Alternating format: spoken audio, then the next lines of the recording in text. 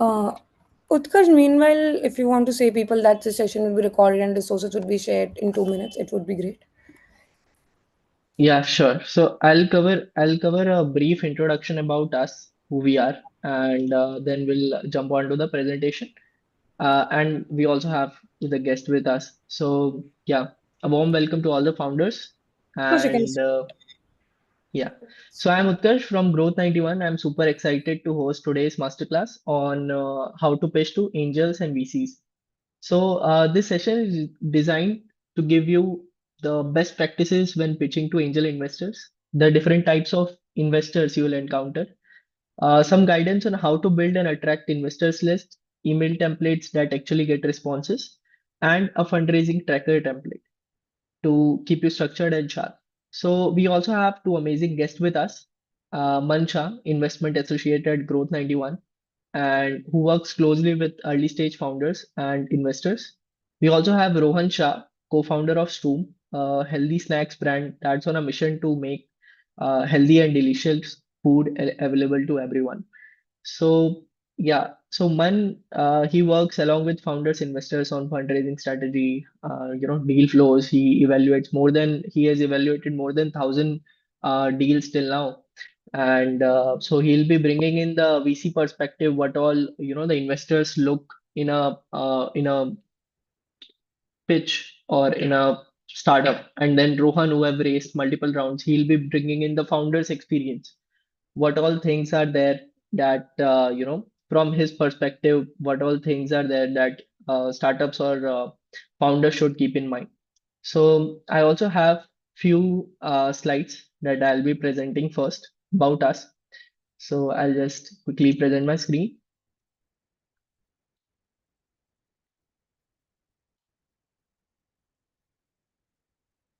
Yeah, I hope my screen is visible to all. So yeah, welcome. How to pitch on VCs, how to pitch to VCs and angels. So few background about us, about Growth 91. So we have backed 88 startups so far in the last 4.5 years with successful success stories. We have 2,000 investors, registered angel investors on the Future Unicorn platform. We also have our SEBI approved AIF, which is Category 1 Angel Fund to empower early stage startups. And about Future Unicorn, so Future Unicorn is an initiative for startups like where we have 2,000 plus investors, anyone who is looking for collaboration, partnership, anyone who is looking for investor connects or visibility, they can just register themselves on Future Unicorn. We also enable connections if you want to connect with someone who is running a HRMS company, so you can connect directly through the Future Unicorn platform. If you are looking for some other supports, there are some other companies as well, so you can directly connect with them. And we like it is not just a listing platform, you get additional services with it. We also organize these webinars, AMAs with founders once you register on the Future Unicorn platform. So here is the website. On the homepage, you'll get to know about us, what we do, and what all startups that we have backed. In the deals page, you'll get to know all the deals that we have done. So these are the live investments that we are doing. Right now, 4 deals are live: Stoom, Good Miles, Extra Mile Play, The Elephant. And these are the completed deals that we have invested. So we have invested in Garuda, The Career Company, Unova, Curate, Pet Mojo, Mindler, Nimbala, Pico Ratings, Nubu, BizPay, Atria, BulkPay, Tulua, iSkillbox. So we have invested in a lot of startups till now. Anyone who is looking for visibility, investor connects, they can directly come onto the Future Unicorn page. They can, log in as a founder. So I'm already logged in, so I can access all the screens. So yeah, in the Future Unicorn page, these are all the startups that are currently registered. Around 38 startups are registered currently. And once you click on list your unicorn, you have to fill a 6-step form that we have, and like basic details, supporting documents, social media presence, other information, team, and declaration. As soon as you click on publish, the information will be live to us, and there is a better evaluation form as well. So these are the additional things that you can fill up that to directly get our feedback and to reach out to us. So yeah, this is the Future Unicorn platform, and would love now um, to take quickly two guests that we have right now. So yeah, Introducing Rohan. So Rohan is also a co-founder of Stroom, a healthy snacking brand founded in 2022 by three friends about healthy living.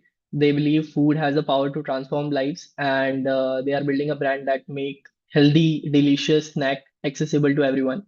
So Rohan, can you briefly introduce yourself to the Hi everyone. audience? Thanks, Utkarsh.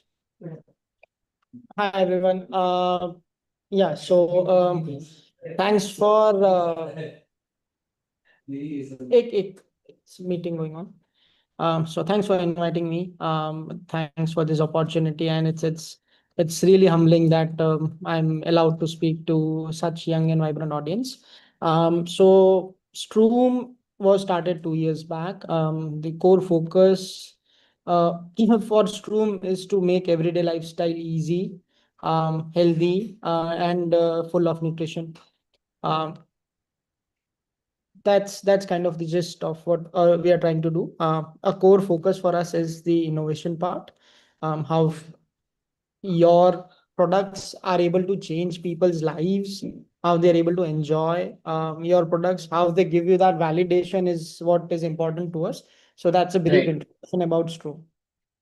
Sure. So can you also walk us through the current numbers and how things are going so that the people relate that relate with the startup and some Yeah. things about investments as well.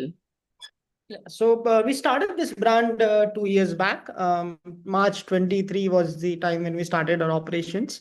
Right now, we are doing somewhere around 70-75 lakhs net monthly revenue. We are omni-channel brand present across all Q-com platforms, your retail stores, your e-com stores everywhere. So that's a quick on the number side. We've raised two rounds. So one we raised before 1 year in June 24, which was an early kind of pre-seed round, and Growth 91 was one of our prime investor. And we're raising a second round right now. And Growth 91 is also participating in a larger way in this round. So yeah, that's the gist of how the numbers have been. In terms of the stats, I would say we sell 2 bars a minute right now. So yeah, by the end of May, we That's would have great. sold somewhere around, I think, 12,000, 10,000 to 12,000 bars. That's a great number, Rohan. So can you walk us through your first round that you raised? How was it? How was your first pitch? Was it perfect? As a lot of founders also struggle with their first few Yeah. rounds of pitches with investors. How was it for you? I'll give you a detailed kind of brief on how it went. So we were bootstrapped for 1 year. Always looking out for funds, always reaching out to investors, trying to understand what fits their profile, whether they are a good fit for the company, for the brand. And it took us, so first round, it took us 8 months to land our first round. During that time, we've grown, I think, so we started with 60,000 rupees. And when we did our first round, we were doing somewhere around 12 lakh rupees on the monthly basis. Okay. Um, yeah, so that was the initial journey. But first round is always the round which it honestly it's the most important round because you're opening yourself up, and you need to select the best investors. At the same time, you are on the lookout of money and grow your brand. So there is always some or the other compromise which keeps on happening, whether the amount of money raised, whether it's the right investors, how your story is appealing to them, whether they are the right fit for the brand or not. Will it give you Right. enough runway which you expected? A lot of mistakes happens during not actually the pitch, but during justifying the numbers, justifying your vision per se, because you are new. So when we started, we were new to the whole fundraise part. The kind of startups world for us was new, and Right. honestly, the right set of investors is what makes it great. Okay. And in the few initial stages, what is the right stage to go for to go on a venture capital fund and ask for funds? Like, what is the right stage you feel for product-based startup and for tech-based startup? Because a lot So of queries these days it and honestly, confusion as well. yeah, thanks, Utkarsh. You asked that question. So it honestly depends on what your targets are and how your product or tech or brand is. A lot of tech is very capital intensive initially per se. So most of the times it's backed by VCs very early on because it will take a lot of time into fruition. On the product side, the traction matters a lot. How you are tractioning, what is your month-on-month growth number, whether consumers and initial PMF has happened or not, product market fit has happened or not. All these things matter a lot when it comes to a product-based startup like me. What differentiation you are bringing to the table? Is it actually something that consumers will go for? How much is your repeat rates? How as founders you are frugal? How as founders you are able to crack the road even with funds? A lot of time what happens is brands, they raise funds but eventually they are not able to get the traction which they expected. Hmm. Marketing Right, push work to some extent, but the product push has to be much higher. So these are all things which any investor, it doesn't matter whether it's a VC or it's an angel fund or it's a normal individual, everyone will try to understand in their own bandwidth. Second, not every investor or all investors are aware of you. So you have to be on the lookout. You have to be active on LinkedIn. You have to be active on various platforms. So you have to be discoverable to some extent so that people actually know right, what you're building, what you're trying to build, what is your vision, and all of that. Um, Additionally, you have to be certain that these sets of investors or this set of VC is right for me. A lot of times what happens, which I've seen, is brand raise from funds which are so a lot of product based startup, they raise from tech based VCs, but the match wasn't there. So the money came in right. but the traction never came in. You need expertise to scale because if you know everything by yourself, then it doesn't make sense to raise funds. So you need a right set of investors with right set of mind. How what is their vision for you? So all these things matter. A right stage to pitch to a VC depends on the company profile, on what you're trying to do. Um, for us, it was very clear that we have to hit a certain number before we go to a VC internally. So that was our Right. call. So it depends on So how. let's say, Rohan, we divide it into two companies. One are product based, right? Like Stoom, you have a protein energy bar, you know, company. And let's take another example, someone from software background, right? So, software company versus product company, like what is the top three things that investors look for, and what should the startups keep in mind while pitching? And any specific things on these two, bifurcations? So one, even if you are building a software product or a edible product or a usable product, ultimately what you are trying to build and how your product is performing matters. Software-based products take longer time to fruit. Startup uh, like us who are in the product-based or edible-based formats, they take shorter time to fruit. The initial traction is much faster to build and then to sustain is a challenge, but in software is the initial traction is much harder to build and then sustenance is it depends on the product. So that is the Okay. first part. So initially it doesn't matter what your story is what matters. How as a founder you are matters and what you are trying to build matters. Be it product, be it tech, be it any other format which anyone is trying to build in whatever space they are. So I think Man is also there. Hi, Man. Hello, Utkarsh. Hi, Rohan. Hi, man. So, Man is bringing in the VC perspective, perfect combination for all the founders here. You can also drop your, like if you have any queries or questions, you can drop it into the chat box. So, mostly founders, when you pitch to any VC, there are investment analysts who, goes through your profile, who analyzes your deal. So, Man is that for us, and Man has evaluated more than 1,000 deals till now. I know the number is old, but it is obviously grown up. So, Man, any specific things like on product versus software, what are the top three things you would like to bifurcate and how founders should, uh, pitch while in these two categories? So is it about product versus service, or specifically how these two can also be integrated together, right? So No, yeah, company, if you bifurcate, it's either a product-based company or a service-based company, right? right. But the integration of the two also is very much important. As Rohan, coming from a D2C company, and it's largely a product-based company, but there are a lot of softwares that they must also be using. But if I talk about specifically for the product-based companies, SaaS companies, we have to have few metrics in mind that what is our MRR, what is the repeat rate, are they renewing the subscription? So these all things are coming in the product-based companies. On the service-based companies. So product-based companies, repeat ratio is very much important, right? So when you're talking to VCC, I'll just give a brief introduction about myself. Myself, Mansha, I work at Growth 91 as an investment analyst, where my role largely revolves around evaluating startups, due diligence, and understanding whether a business is truly investment ready. So before I begin, I want to clarify that I am not speaking as a know-it-all or as a someone who has seen it all.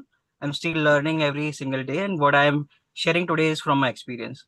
So having interacted with, as Utkarsh mentioned, a lot of founders, listen to pitches, reviewed decks, and most importantly, observing what convinces the investors. So I might be a middleman between the founders and the investors, right? So I have to bring the best deals to the investors, and I have to tell the founders what actually sells to the investors, right? Because initially the investors are also putting their hard-earned money, and they are really having not just a stock but real piece in the business.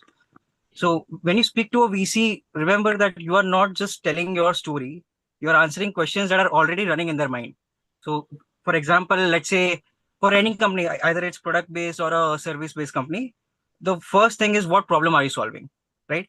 If if you're framing it too complex, if you're not able to explain it in 30 seconds, it's gone deal, right? So investors always look for the elevator pitch. When the founder starts pitching, 30 seconds is what problem are you solving? If they are able to understand the problem, then they can focus on the solution. If they are not able to understand the problem itself, the real pain point, then it's difficult for them to be attentive on the pitch. So is the problem real pain point, or is just a nice to have thing? So is it just a convenience based product, or it's a real pain point that you are solving? Like Strom is solving a real pain point of unhealthy snacking in the market. So that is when Rohan also came and pitched. The first thing he said that uh, we are solving the unhealthy snacking problem in the market, and that's where it got in. We got into and listened to the entire pitch, and we went ahead. So, what is the real problem? Why the problem is now? Timing is critical. Why is this the right moment for your idea to exist? What are the current trends in the market? What are the regulations and consumer behavior shifts? Why you are the right person to actually, why you and your team, investors back people with strong execution skills as well. So if you can show real execution skills, not just talking about ideas and vision, but real execution is what matters to the investors. So what's your Right. unfair advantage? Your expertise, your network, your grit. So these all things that matter.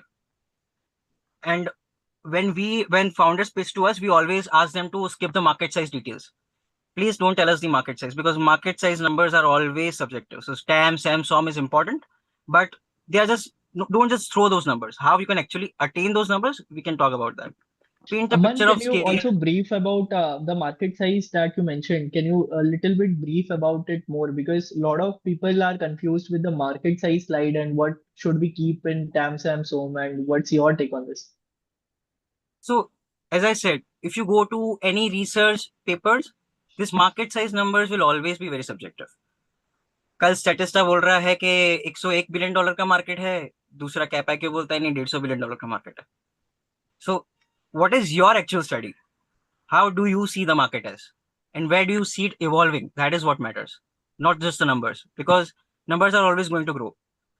but growth of the industry is very important. See, the numbers are going to say subjective, but the growth is important. Let's say the healthy snacking market is growing at 9.28 percent CAGR. That number is important. If that number is not increasing, then the business can get stagnant eventually.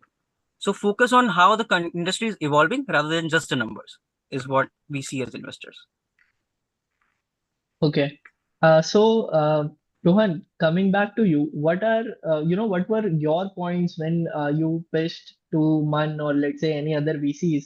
How did you pitch? What are the problem are you solving, and what are the common mistakes? This is for everybody. Like, what are the common mistakes that founders make while pitching in their problem or not defining why they are the best people for this product? What are the common mistakes? Can you walk us through that?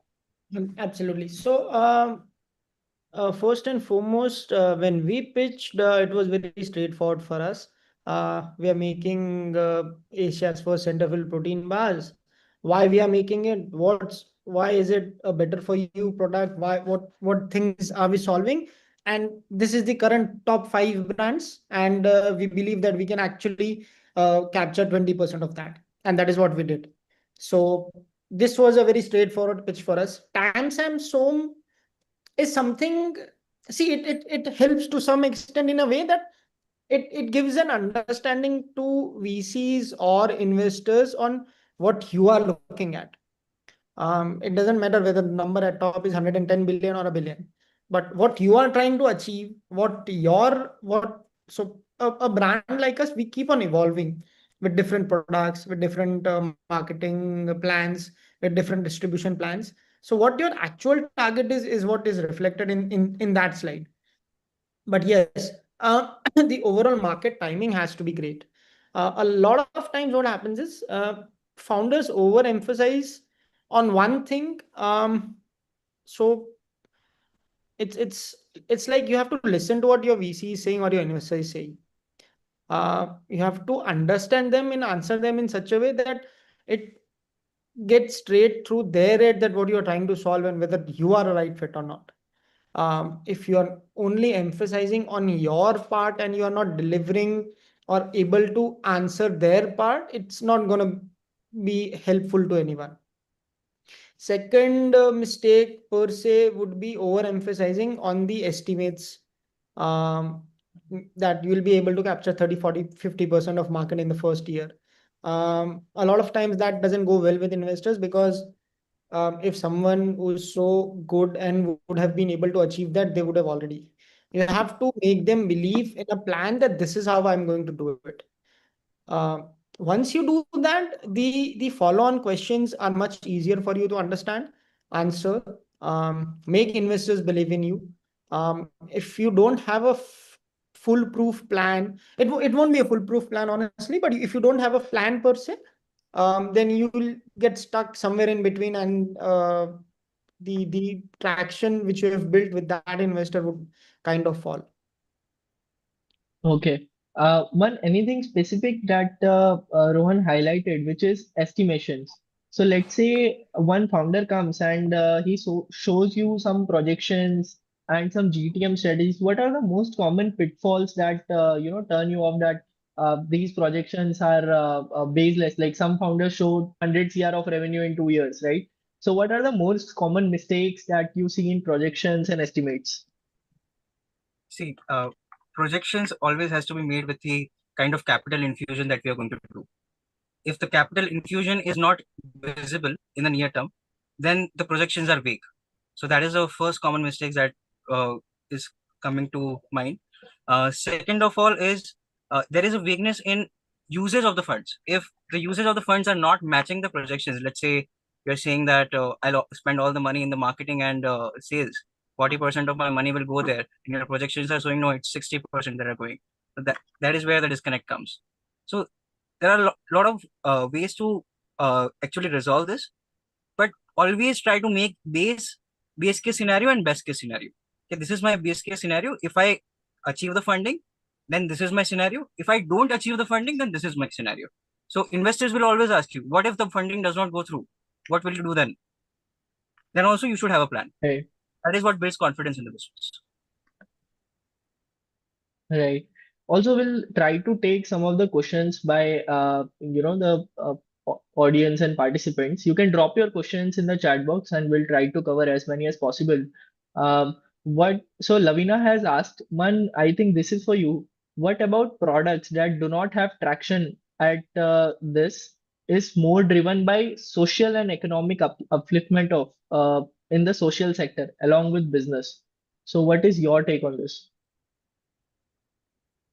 So, Lavina, there's always a set of investors or a set of companies who are looking for companies like you. So you can always find room in that.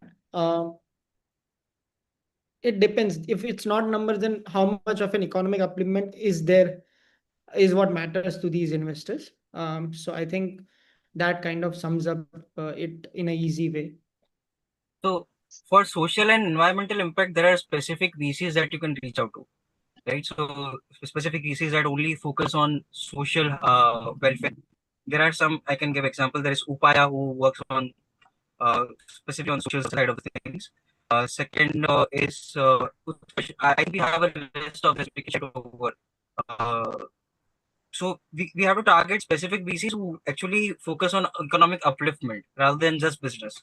So that is where the focus should be. Do not pitch it to every VC because no VC, other VCs will not care about the economic upliftment. They'll always care about how the money can grow over time. But there are specific VCs who also care about the economic upliftment. So you can reach out to them. Got it. That summarized, the answer. Uh, the question is for everyone here, more so because investors and VCs are looking first for traction and numbers without belief of impact first, numbers later.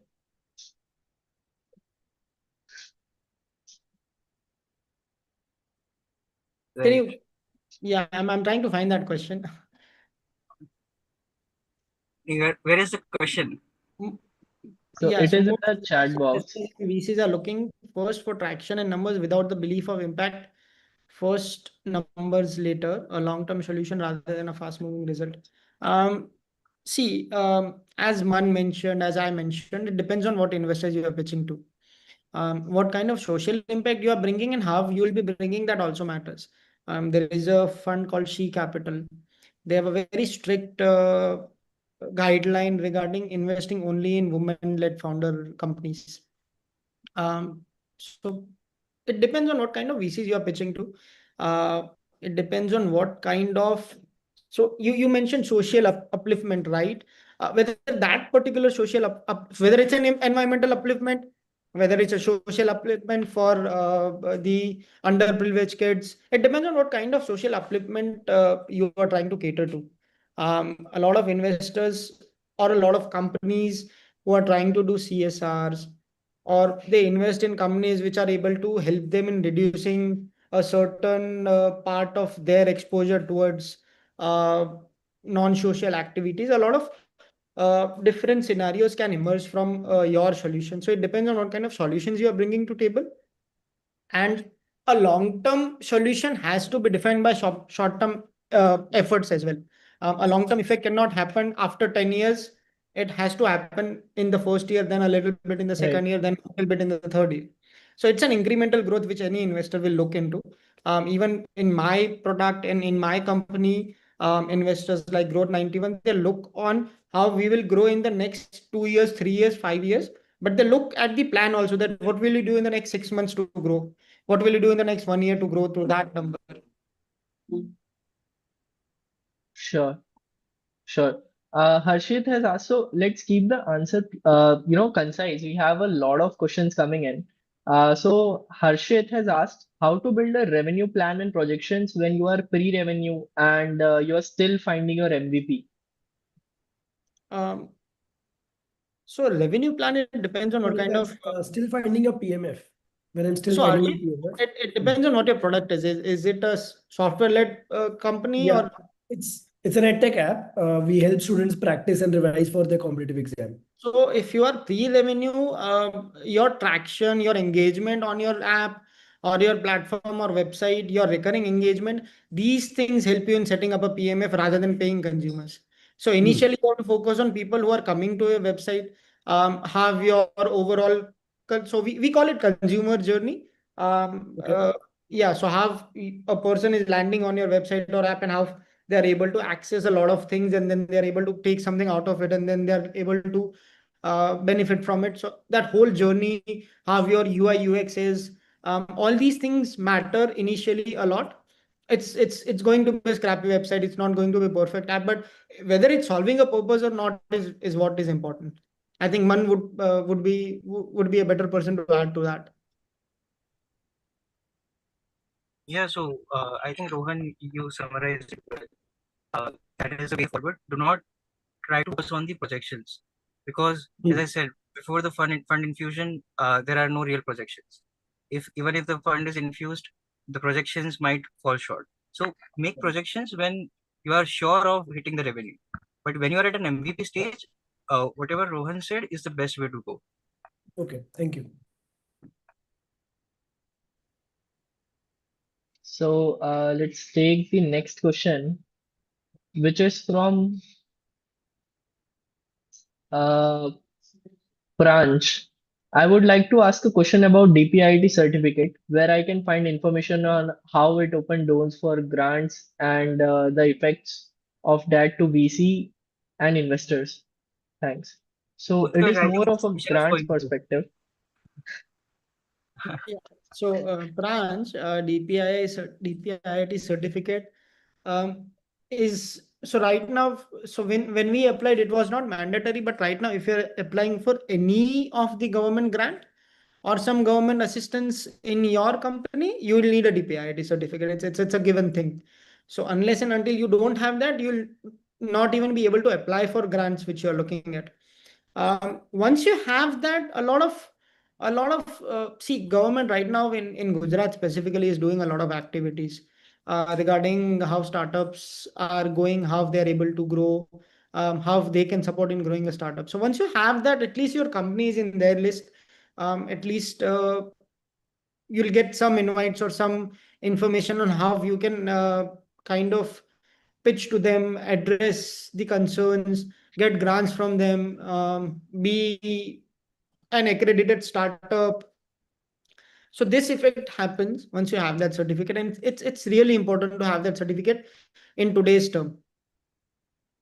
Also, like SEBI has released a new norm that we can only invest in DPIIT registered startups. So it becomes very important for you to register your startup under the DPIIT ministry. So that is one thing that you should keep in your list, like maybe in the top three. And it's honestly a very easy certificate to get. So when we went for it, it was just 8 questions which we have to answer, and it was very straightforward, and it came in a week's time. Right now I think it comes in 2 3 days. Right. Geeky Ranjit has asked, should we build in spaces like EdTech? One, this is for you, where investors might not be too keen to invest or be fatigued due to the bubble busting with giants like Byju's. So absolutely, if edtech is your passion, then no VC should stop you from building anything, right? And this is a misconception that VCs are not looking at the edtech space. There are a lot of companies who are getting still funded. There is Adrupt, which is also Growth 91's investing company. They also got funded recently at a fair valuation. So don't try to pitch the same idea that others are pitching. Try to do something new. And if you really want to build something, then you should not have any misconception about the VC in that scenario. If the product is really good, VCs will invest. So I'll like to add, Geeky.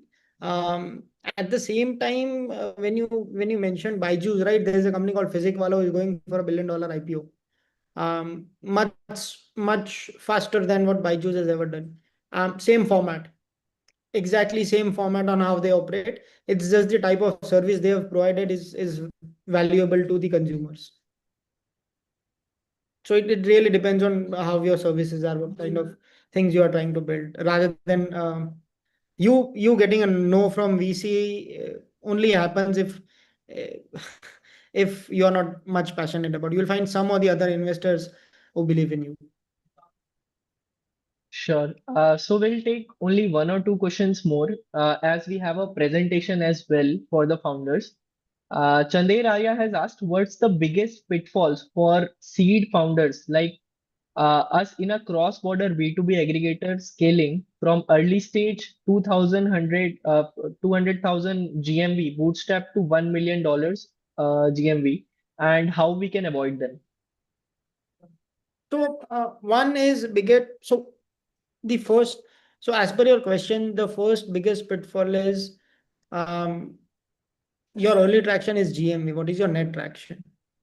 This is what we also understood on a later on basis, that GMV could be a number, but then the net number would be drastically different from that.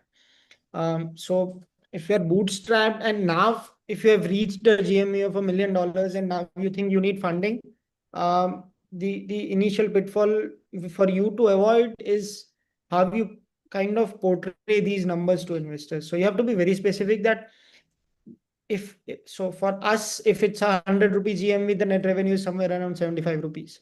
But for you, if the net revenue from GMV is much below than that, then that could be a biggest pitfall to investors, because you will get these questions. So one is that. Second is cross-border B2B aggregator. You'll have to be very ready with see the environment right now, considering how US is doing, considering how other geographies are doing.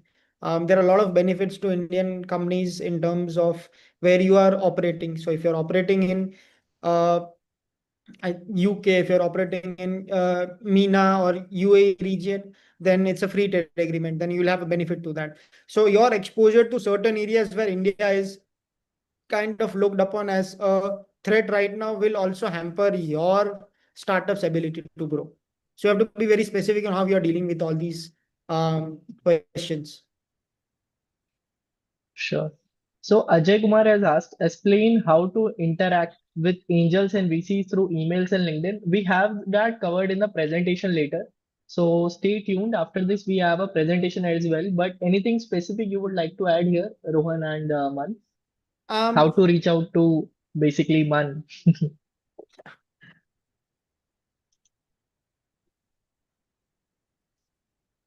I think is Yeah, his net. Rohan. Yeah. I think his network froze. I'll answer. So when you're writing an email to a VC or an investor or anyone, um, keep it concise, keep it straight to the point. Your numbers and your MIS and your traction uh, should be focused on, rather than how you will achieve something in the next 5 years. Uh, what you are doing now is important. How you are doing it now is important.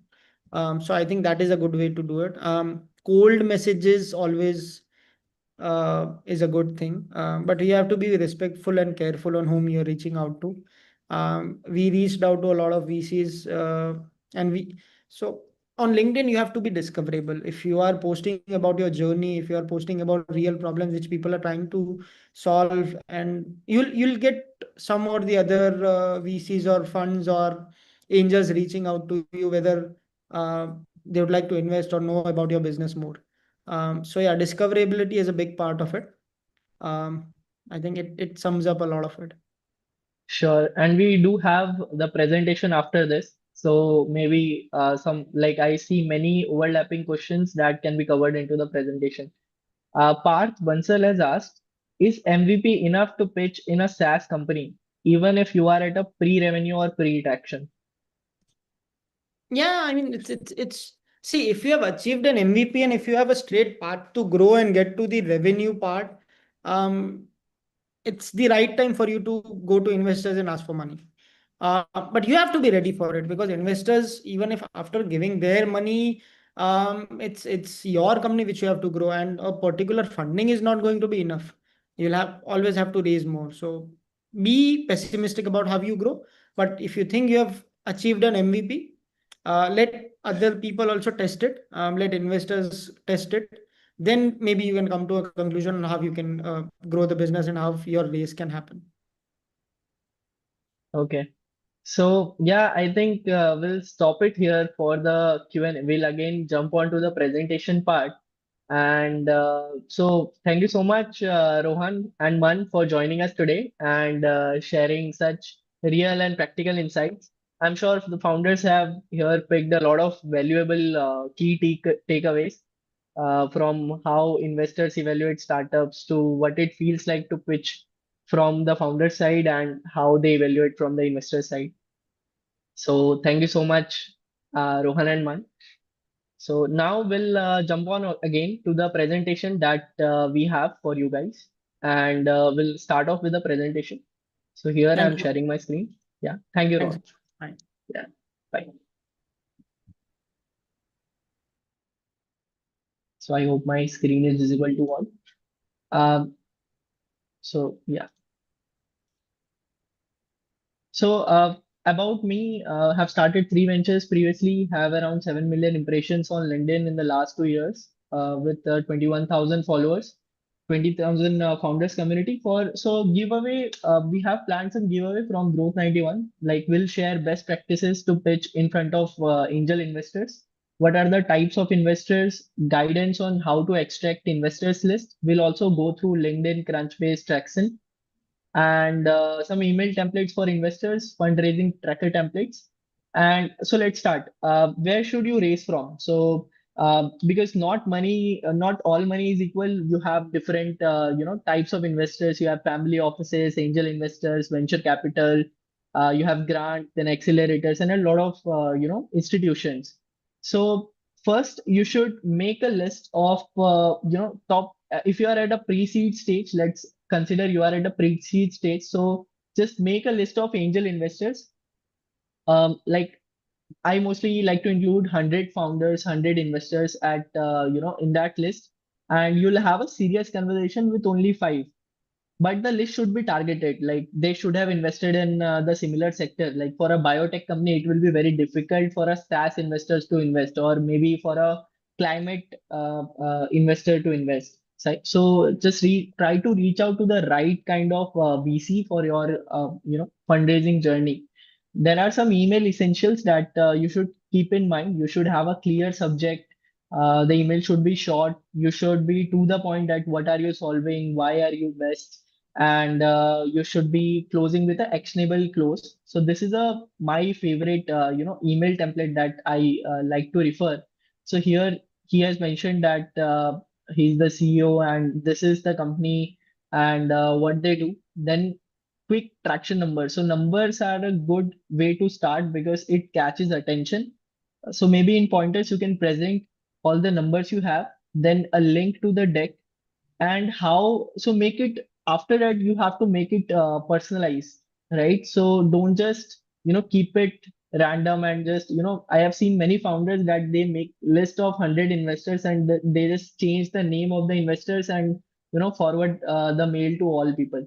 Just try to make sure that you are personalizing every email that you are sharing, right? So you can also use tools like mail merge, which helps you send mails to all the investors at once, but you can also customize it. Like you get an option of customization there, and you can customize every email to all the investors, right? So you can take a screenshot or this is the mail that you should refer to, and I like the kind of uh, summary it gives to all the investors. So here, this is one more template that here I'm a second time founder engineer, have worked in fintech, developer tools, SaaS, uh, over Lantern, LinkedIn, Dialpad, and more. I have built my team and I have built Archetype, and here they have given the website which allows developers and companies to publish and monetize APIs in minutes. We recently launched a beta a month ago and have a bunch of companies using Archetype. So maybe someone has unmuted. Can you please go on mute, Neha? Yeah, I'm trying. Yeah. So here they have given a key insight. What is their key insight to this market? Our key insight is that marketplaces suck and engineers hate spending months building the right infra to monetize APIs, right? So they have given a right kind of key insight what they have. We have gotten few commitments from famous fintechs or other famous, fintechs, and this is kind of template you can refer to. Then here is Michael Sibel, who is very active on, YouTube, LinkedIn, and all the social media platforms. We know him. So he has mentioned three major problems that founders make while emailing, not saying what founders are really working on. So you should highlight what is your product, what are you working on, and not writing a concise mail. Just try to keep it very short and concise. And he says that asking for meeting upfront, but I think you should be you should ask for a actionable step, maybe a 5-10 minutes meeting, 15 minutes guidance for them. And you should also keep your follow-up email in loop, like, hi, investor name, just checking in to see if you received our last email. We just recently hit our monthly revenue target of $50,000, and we'd love to share our process with you. So yeah, this is kind of summarizes the mail and the follow-up as well. So second is relationship building. So fundraising is a lifetime journey. Like, you in a venture, if you raise the pre-seed round, then you have to raise the seed round again, then pre-series A, series A, series B, series C. So it is a continuous process that you have to do. So fundraising is a 5+ years of journey. You have to share quick updates with all the investors that you are in touch. Even if they don't reply, just keep on sharing the updates and all, with them, and build relationship for long term. So venture capital community is a very small community. You don't have to burn bridges. So venture world is very small that it seems. You will meet all the venture capital in one event or the another. So you don't have to, make your relations bad with them. You just try to reply softly, even if they say that this product will not work. Say that we'll work on it and we'll come back to you again. So yeah. Yeah, so it is very difficult for founders to build passion into pitch every day, because as a founder, you will have to pitch to 100, 200 investors, 200 investors, 300 investors, but it becomes very difficult for you to maintain same level of passion and energy throughout all the pitches, right? And you have to also, apart from the investors, you have to also pitch your idea to your employees. You have to keep it engaging, right? So make sure that you bring in the same kind of energy, passion to your pitching every time you pitch to startups. And fundraising is a game of persistence, right? Not luck. Like, we have seen many examples. Like, we have Ritesh Agarwal, who have pitched a lot of times to a lot of VCs. And then we have uh, Milan Perkin, which is the founder of Canva. They have also pitched 100+ times and got rejected. We have Brancheski, Airbnb, Jack Ma, Alibaba, and Howard Schultz, Starbucks. So he was having a small coffee shop, and then he was aiming to build a global brand, and now we all know Starbucks and where it is, right? So you also have to be persistent, at least follow up 3 times over 2-3 weeks. Don't make it, irritating for all the investors. Just have some time gap and then, follow up. You must have some matrix or vision. Like, in early stage, you should focus on vision, and then if you are a later stage founder, then just share the matrix with them, and then you can move ahead like this. Then also, you need to, like, as investors, we shortlist startups, and then we do, after shortlisting, we only invest in few number of startups. But as VCs as well, you need to but as startups as well, you need to pre-qualify your venture capital firms that you are applying to, right? So you need to ask them, what, apart from the capital that they are bringing in, what else they can bring apart from the capital that they are bringing. Next.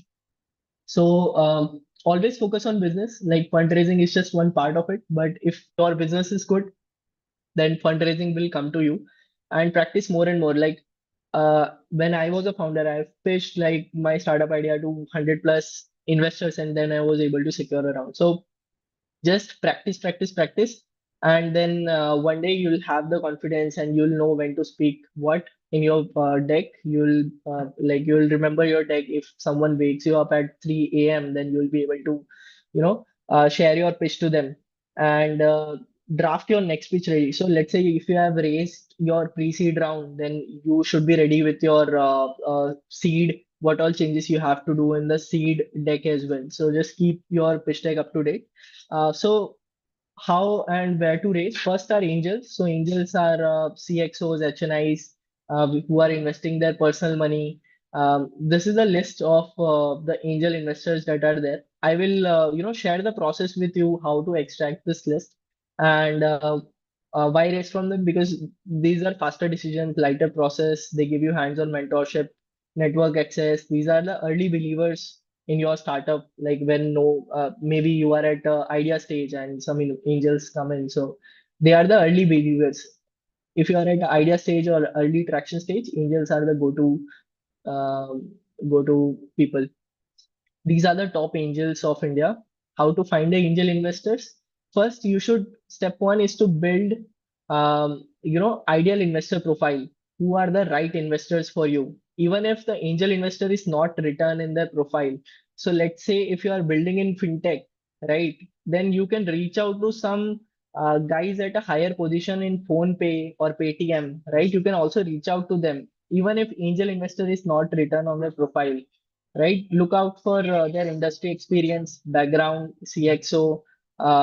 If they are a CXO ex-founder or operator in a unicorn, then they should have a capital capacity of 10 to 50 lakh. And they can also value add with mentorship, network, strategies, and connects. So this is all about converting non-angels to angels. Everybody is reaching out to people where angel investors in return or their profile, but just if you are in a gaming industry, just try to reach to people where the angel investor is not written. They are working for Krafton or any other large MNC, right? And just try to reach out to them and just ask for guidance, right? Rather than directly investment, just ask for a 10-15 minutes call of guidance, right? Study the competitors. What are your top 5-10 competitors and who funded them? Extract all the list of angels, VC syndicates, and try to identify the board members, map the investors backing similar startups. There you will have a higher probability that they'll back you. So leverage LinkedIn. So when you come to LinkedIn, it is a very good tool to find angel investors for you. Like if I search angel investors, right? So here you will have all the angel investors with you.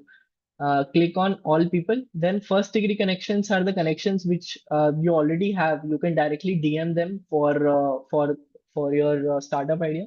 And then second degree connections are there where you can reach out to some connections in your folk to introduce them, so that they can introduce you to any investor that are there, right? So these are the right people where you can ask for a, like if I open uh, Shagun Shah, right?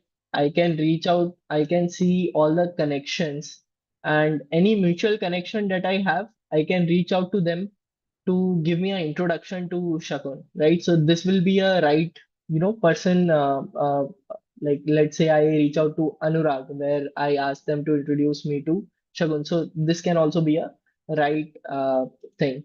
Then always reach out to, filter it according to the location that you have, right? So all these filters just try to utilize X as maximum as you can.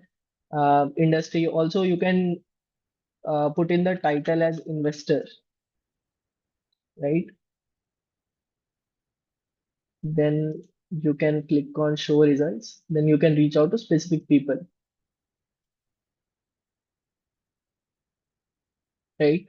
So these are the India-based investors who are already in my connection. So I can reach out to them, right? So you can similarly you can edit the location and then reach out to specific people, right?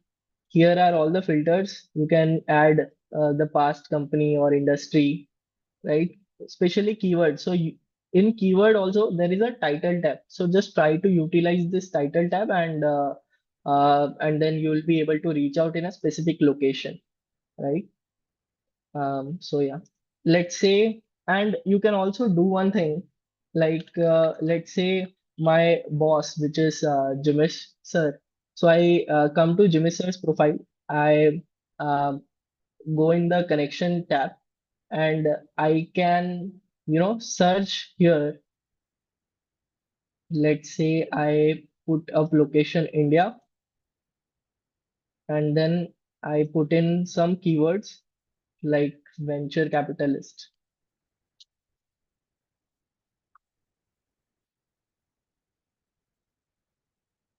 Okay, so maybe you have to try certain different keywords, right?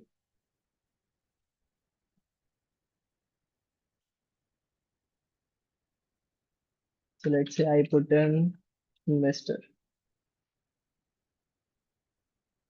right? So all these results have came. So I can directly, around 40 results are there, right? So I can directly reach out to them because he's among the top VCs in India. So he's having good connections with all those people. So I can, by this I am filtering all the levels that are there. So I can, ask Jimish sir as well to reach out to help me give a warm intro to them, or I can directly reach out, right? So these are the things that LinkedIn um, can enable for you. And also, if you are using LinkedIn, my suggestion would be if you can use tools like Phantom Buster, right? So Phantom Buster is one of the tools in LinkedIn where you can extract all profiles at once. Because what happens is LinkedIn has divided all the profiles into pages, right? Each page has around 10 profiles, right? So in Phantom Buster, you can extract all the profile at once, right? Then there is Crunchbase. So Crunchbase is having all the investors. So these are the, investors that are there. I have to. So these are the filters. I have already put it in angel investment. Then I can, you know, keep all the filters here, and then I can access all the things, right? So Crunchbase is also a good tool you can look after. And sorry. And then there is Traction. So Traction is also one of the tool which you can use to find the investors near you. So uh, there are s- there is something called a databases in Traction, right? So when you come to database, you can click on Angels, and as soon as you click on Angels, you land up on this page. Then you can access Angels here. If you have to access VC funds, you can click here, and then here you can type in the name like India, right? Location specific, you can also type in the number of exits or the number of rounds that someone has invested in, and the industry that you are looking for. So all the advanced filters are also here. So you can, filter it according to um, your current requirement. Maybe at the seed stage, you can find someone that who has invested in less than 2 or 3 companies, right? So you can also leverage traction in that sense. So yeah, you have to build a list using LinkedIn, Crunchbase, Angel List, and after building the list, add all the name, designation, company, LinkedIn profile so that it becomes easy for you to personalize every message or email that you are sending with. Always prioritize the top 20 or top 30 people that you are reaching out to, and explore common connections and leverage common people who are in connection with those VC. And you can just ask for a warm intro, and a warm intro is always 5 times better than direct cold mailing or directly reaching out, right? So this is a fundraising tracker tool. If you are raising funds, then this tool can be helpful for you. I'll share this with you. um, as you have registered with your mail ID, this will be shared in your mail ID. So these are the tasks that are high priority tasks, and you can um, you can map all the investors here where you are in talk with, and you can mention all the details like LinkedIn and everything. You can list down upcoming meetings that are there, archives, tasks, what are the immediate tasks that you have to perform. So it is a good fundraising tracker tool, and you should use a fundraising tracker tool so you know that how many VCs I have reached out till now, and how many have reverted. So let's try to finish in next 5-10 minutes. So leverage all your alumni network, peer network, and also reach out to founders who are helping other founders. Like in WT Fund, when you if someone got selected into WT Fund, they have got 5 referrals which they can share with other founders as well. So just reach out to them that if they can refer you to WT Fund or any other venture capital firms. I'm sure they'll be having a lot of connects right now, so they can refer you to those VCs and angels as well. Attend as many events as possible, like Thai Global Head Start is doing a lot of events, Asbumi, a lot of other events are also happening. There are demo days, accelerator program, right? So all these accelerator programs, demo days, just try to attend and network so that you have a good connection in the industry. So some don't send long pitch deck on the first message. Don't mass blast to all the 100 investors at once. Just keep it very personalized. Like if someone is building into a drone industry, so we have invested in one startup called Garuda, right? So someone reaches out to us that we are looking to collaborate with Garuda and how we can collaborate. Can we schedule a 5-10 minutes call? The chances are higher that we'll schedule a 5-10 minutes call. And if someone comes and directly pitches us for investment, the chances are lower that he'll get a call with us. So yeah, don't overhype or fake traction. Just don't chase before building minimum credibility. Personalize every message, keep it short and crisp. Highlight all the traction and validation points that you have. Be clear with the ask and just ask for a 15 minutes call or intro call. Don't put the money expect first. If they are interested into the product, definitely they'll be coming to you asking how much you are raising at what valuation. Don't just pray and pray. Map your ideal investor profile, check the competitor investors, and then build a laser focused outreach list, investors list, and then reach out. Then there are venture capital firms. So venture capital firms are basically investment firms. This is the list. So you can extract it from Traction or Crunchbase, as I have suggested you earlier, right? So these are the professionally managed funds where LPs, limited partners invest, and they have to invest in few selected companies. They have generally large check sizes, follow-on capital, and brand credibility. And there is obviously more diligence involved as they are investing a larger amount. This is their expertise, and this is not their money. This is the someone else who is investing into their fund, and they are investing into your startup. So obviously they have higher expectations, you have pressure to scale fast, and a lot of other things as well. But you should look for a venture capital round if you have some initial tractions. These are the top venture capital firms in India, right? And angels versus VCs, angels generally don't have that due diligence process. VCs have, the angels have small check sizes, which is VCs have generally higher check sizes. A lot of due diligence is also involved into a VC firm. They check the pedigree. You should be clear with the TAM, SAM, SOM, and how are you going into the market, your GTM plans. Then you have business update calls where you have to present what is the progress till now, how are you utilizing the funds. So a lot of things differ in angels and VCs. Then there are family offices. These are ultra HNIs, and generally they what they do is they have diversified portfolios. So let's say they have 50 crores of fund, they will put into mutual fund as well. They will put into VCs as well. They will invest directly into the startups as well. They will invest into dividend funds, dividend yield mutual funds as well. So a lot of they have a portfolio of investments, right? So yeah, this is the family office list. You can extract it from the tools from the portals like Traction and Crunchbase, right? So these are patient capital. They also are best for bridge rounds and growth rounds. Generally, they come in after pre-series A, right? So these are the top family offices in India, like Burman, Aroa, and Maya, all of this. Azim Premji has his family offices. Have invested in Deserve, Flipkart, Lenskart.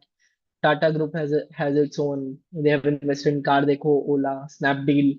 Aryan Capital have invested in Ola, Paytm, Cultfit, and all other funds, right? Then there are government grants. So I'll also share the government grants list with you. There are 80 schemes that are listed here: Startup India Seed Fund Scheme, Genesis, Tide 2.0. We also conducted a different session, a different webinar for the grants. These are the grants list. Here you are given the scheme name, active status, website, where you have to apply the scheme document link. It is provided under which ministry.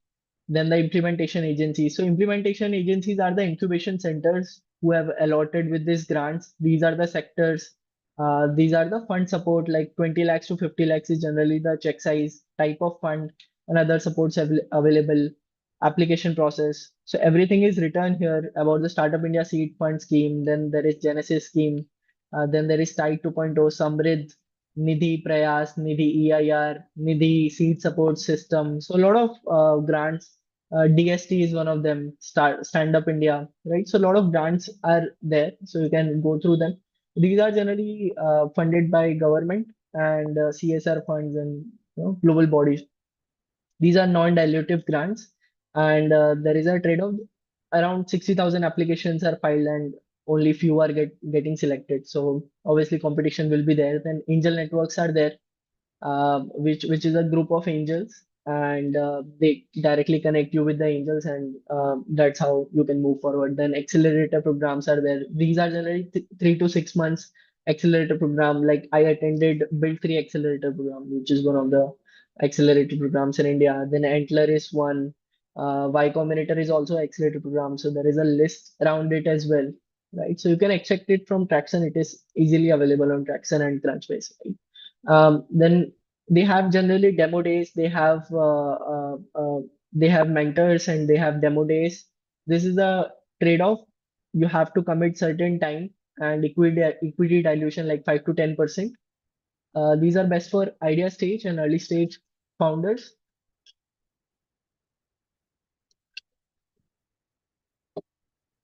Right. So this is the harsh reality of the VC ecosystem where 2000 applications are yearly filed and only 500 of them are closely viewed. Only 0 to 2 are funded. So chances of getting selected are very low. Like there are 1,59,000 DPIT registered startups in India, and less than 0.5, I would say, get funded.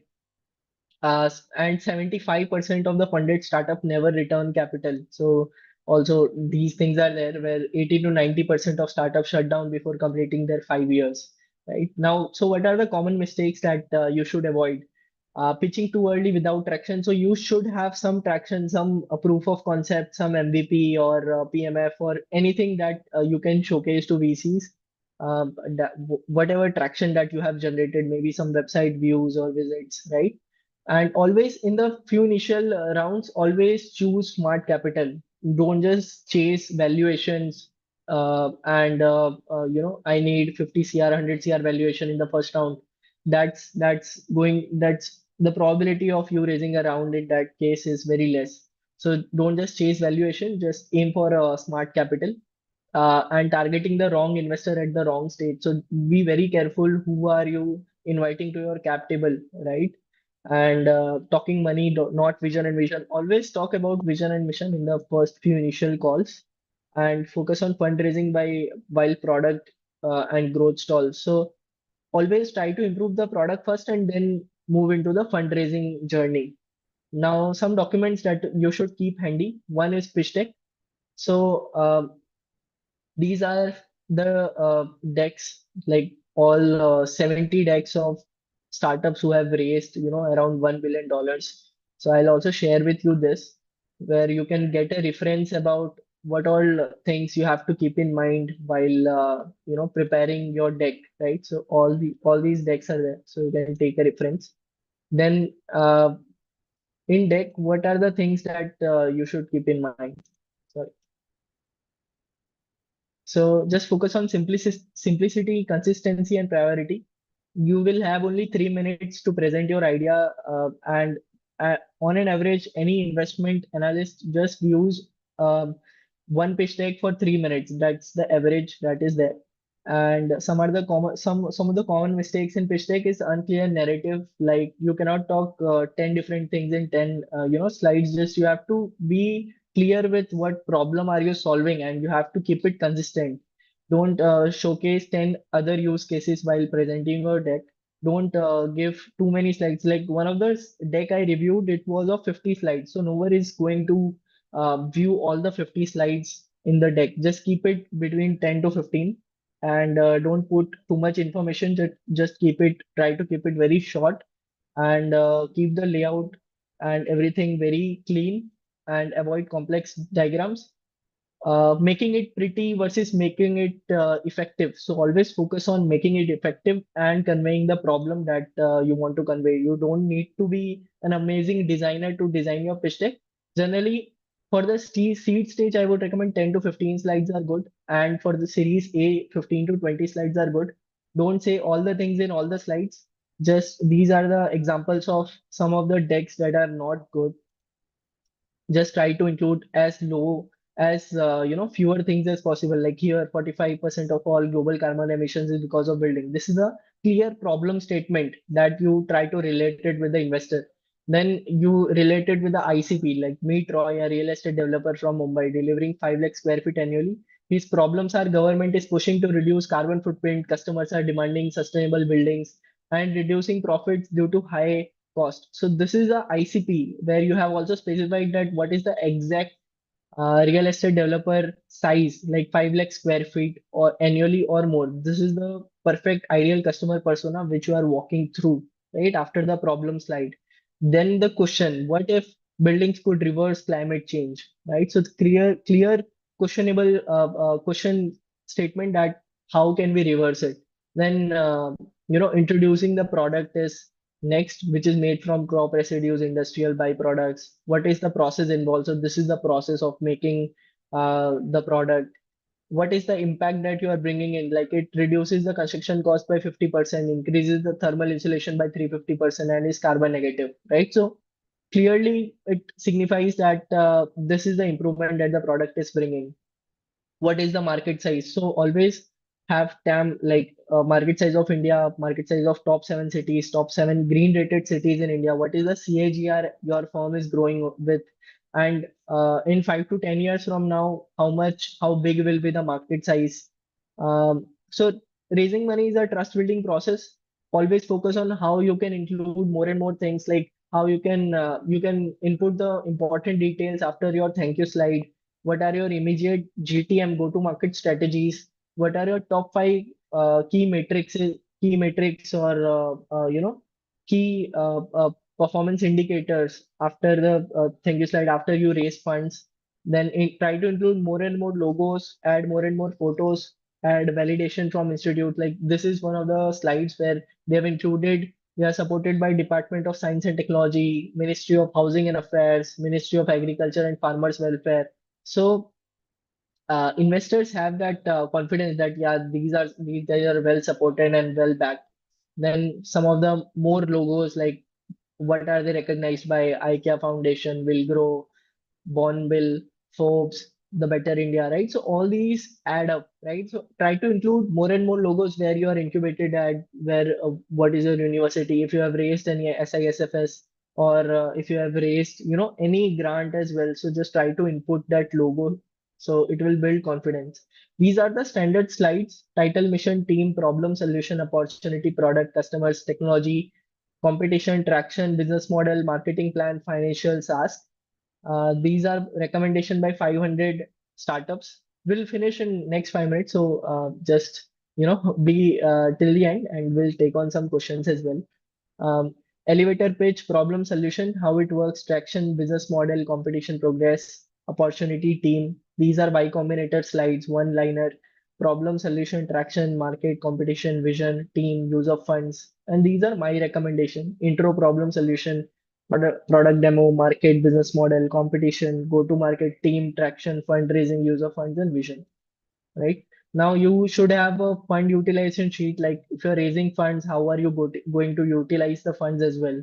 So this is the first sheet where you mention how many users uh, or user growth will be there. Then what will be the cost of acquisition? Then what are the revenue streams that are in place? What is the annual P&L? What is the monthly P&L?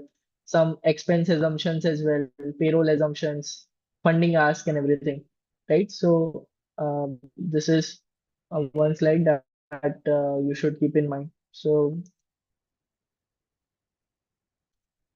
Then there comes business plan. So business plan is a detailed document about your business. What is the problem, solution, how big is the market, right? So it is a 50-page document that breaks down what are your short-term and mid-term goals, long-term goals, what is the market opportunity, what is the problem, what if the customer behavior changes, and TAM, SAM, SOM, what is the market share, what are the competitive analysis, competitive advantages, what are the company overview, and how are you going to utilize the funds, ownership structure, management, who are there in the management teams, what analysis. So if any investor is investing in your business, they will read, and generally we as VCs do research about the company and the market, right? So business plan can be one thing where VCs can also see it like 50-page document where every detail is available. They would like to read because they are investing their money, right? So business plan should be one thing, then one pager is there, and data room is there. Data room is generally the compilation of all the documents that you have into one page, overview, growth metrics, and financial metrics. How will you grow, right? In growth metrics, you have product development roadmap, marketing roadmap, fund allocation, current cap table, like everything in one data room would be a good way to communicate everything. Yeah, so open for the Q&A. If you have any questions, you can unmute yourself and ask. Yeah. Sorry, we exceeded the time, but we'll be taking 2, 3 questions. If you have anything in mind, you can ask directly. Hello. Yeah. Can you share the VC and VC forms and the angel list, the Excel sheet that you have showed us in the during the presentation? Actually, man, just do one thing. When you come to Traction, or it is the list extracted from Traction and Okay. Now, from Crunchbase. So what happens is if you extract the list according to your sector and your preference, maybe you must be looking for angels who are from your city or your state, right? So you can add those filters and then download the sheet rather than I sharing a generalized sheet with overall. you. You can make up your own sheet and then personalized Okay, sheet I for can. you. So you were saying I can create my own filter and get this Yeah, kind of stuff from Traction and Crunchbase, right? yeah, right. Thank you. Yeah.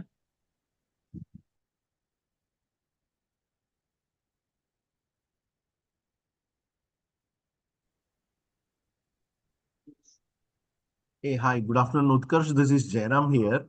You have Yeah, hi counted Jaram. very tightly, the fantastic slide deck, but high content and high quality education. Frankly, Thanks. it's really tough to have the flow of the contents. So, are you going to share the slides with the people, or we need to connect with you separate? So what you can do is you can just drop your as you have logged in. So we have your mail ID. So we'll just forward all the giveaways with you there, right? Okay. And we'll also share the deck if possible. I'll just consult with the team. If that is okay, I can share the deck with you, Yeah. right? Okay. Thank you. Yeah. Okay, Jainam. This session is recorded, right? Yeah, yeah. You can access it over YouTube. Or YouTube. Okay. Will you just share the link of that record? Yeah. If Neha, if Because you were there, can you share the link in the chat box? I joined the session a bit later. I was not. No worries, no worries. We'll share it with you.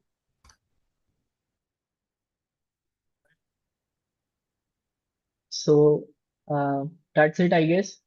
So to everyone in the audience, thank you so much for being such an engaging group, and don't forget that we'll share the exclusive giveaways with you and best practices, investor list, building guides, email templates, fundraising tracker to help you in your journey. On behalf of Growth 91 and Future Unicorn, I'd like to thank you all for joining us today. and wishing you all the best for your fundraising journey. If you have any queries, you can just DM me over LinkedIn as well, or on my WhatsApp as well. LinkedIn is Utkarsh Mishra. You can find me as a part of Growth 91. So until then, until the next time, this is Utkarsh signing off. Have a great evening. Thanks.